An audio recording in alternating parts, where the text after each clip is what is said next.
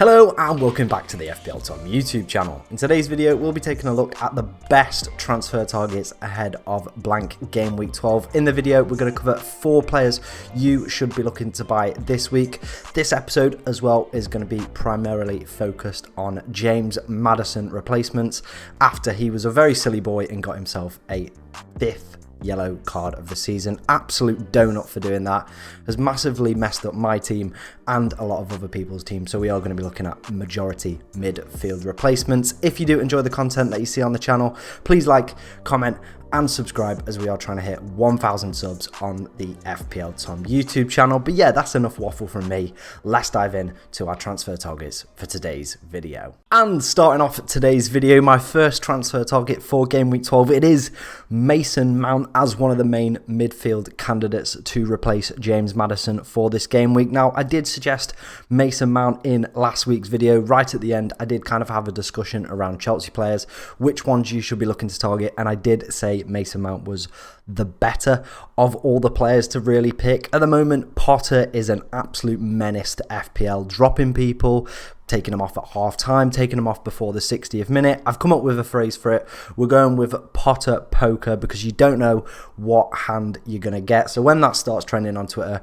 you know that you heard it here first, ladies and gentlemen. So far this season for Mason Mount, it's been a little bit hit and miss, hasn't it? It wasn't the best start to him, but it does seem like he's coming into a little bit of form at the moment. 2 goals, 2 assists in his past 5 game weeks. A very good performance against Aston Villa. 1 goal that was a massive fluke, but you just have to take them in football and in FPL. And then the other was an absolute sensational free kick from him. Huge differential as well for Mason Mount. 5.4% ownership at a good price point as well. And I do think you can hold him after kind of game week 12, so he's not like a Leandro Trossard, who we are going to come on to talk about in a minute, who is very much just a 1 week game week punt.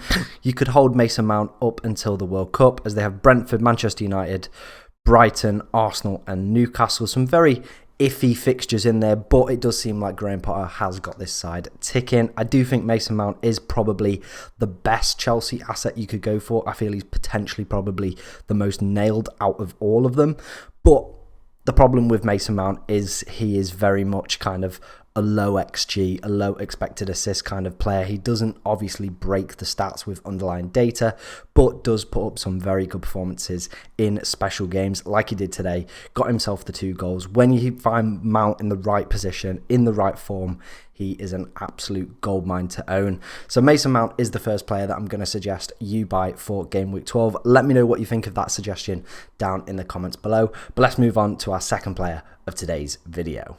And the next player that I'm going to suggest you buy for game week 12 is Leandro Trossard. This one would be very much a one kind of game week punt with Nottingham Forest at home in blank game week 12. A very good fixture, as Nottingham Forest are the real worst team this season in the Premier League. The team that we want to be targeting absolutely every single week when we get the opportunity. Brighton aren't a bad side as well going forward, creating plenty of opportunities. Good underlying data as well to go with that. The performances haven't quite been there since Graham Potter has left, but Leandro Trossard for me is kind of the most talismanic figure within this side. That's something that I'm aiming for this season. Always target these big players who are on set pieces, who always kind of seem to be on the score sheet. When you look at a squad, especially a lesser known squad as well, you can always pick out 1 or 2 of the key kind of players, and Leandro Trossard for me is that player. Like I said, very much a 1 week kind of punt because it's Man City and Chelsea the week after. But if you do want to hold him for those 2 periods, 15 and 16, he does take on Wolves and Aston Villa. The 3 goals that he scored in the past 5 game weeks obviously were against Liverpool and didn't have a very good performance against Brentford. Was subbed off early, which is a good and a bad thing. Obviously wasn't performing up to the levels that he's been known to do over the past few seasons, but it also suggests that he's probably going to, you know, be a little bit fitter coming into this game against Nottingham Forest. Yeah, they're pretty bad, aren't they? Like I said, they're a team that we want to absolutely be targeting, and I do think if you are looking for a 1 week punt or you're on your free hit, I think Leandro Trossard has got to be in your team. Let me know what you think of this pick down in the comments below, but let's move on to the third player and the third and final James Maddison replacement. And the final James Maddison replacement that we're going to talk about in this video is Wilfried Zaha, up to 21% owned now in the game, and for very good and bad reasons, to be honest. The fixtures for Crystal Palace up until the World Cup are absolutely amazing, and game week 12 is no exception. Wolves at home. Wolves are pretty dreadful, aren't they? Worst team by a long shot in terms of kind of attacking data. I definitely think you want a Crystal Palace defender in your team for this game week and for the next upcoming game weeks as well, playing some very dull attacking sides in Everton and Southampton.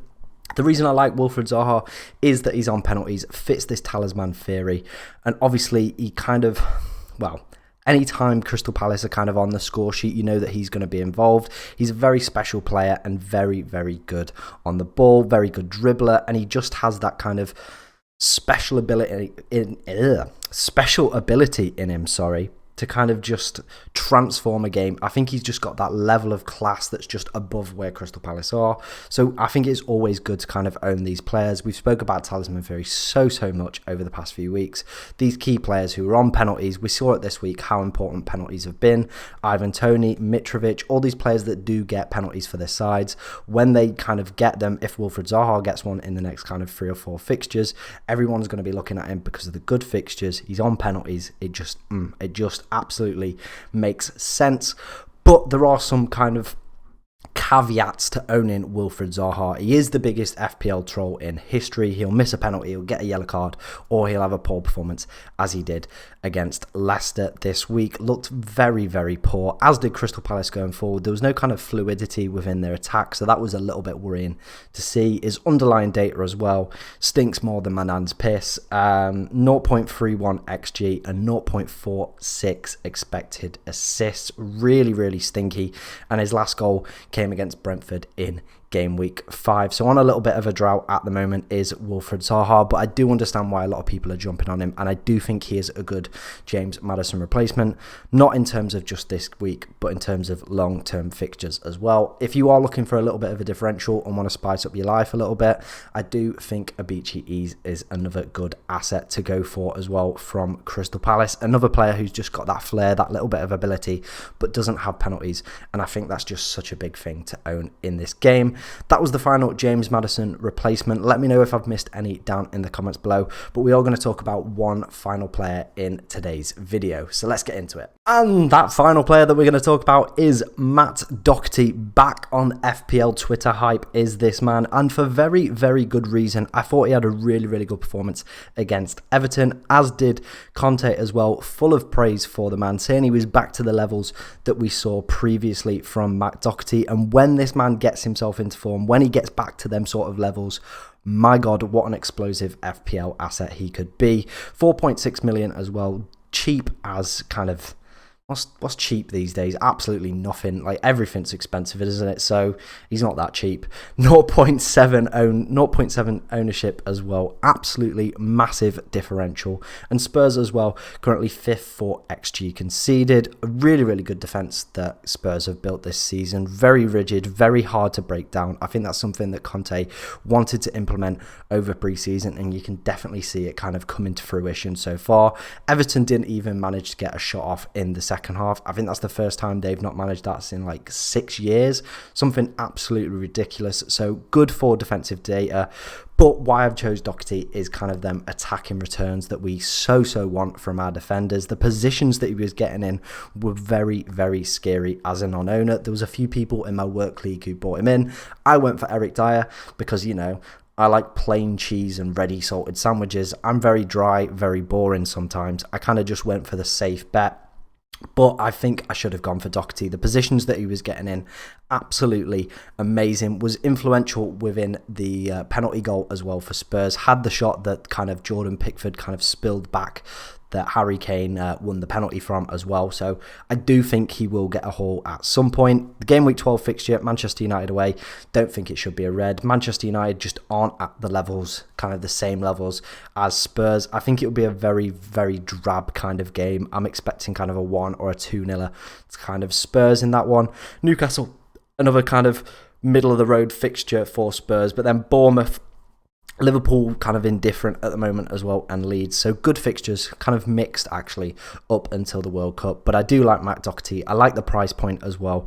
I think when we want to switch him out, it's very easy to do so. We're not kind of lumbered with a £5 or a £6 million defender. 4.6, very easy to bench as well if we don't want to play him.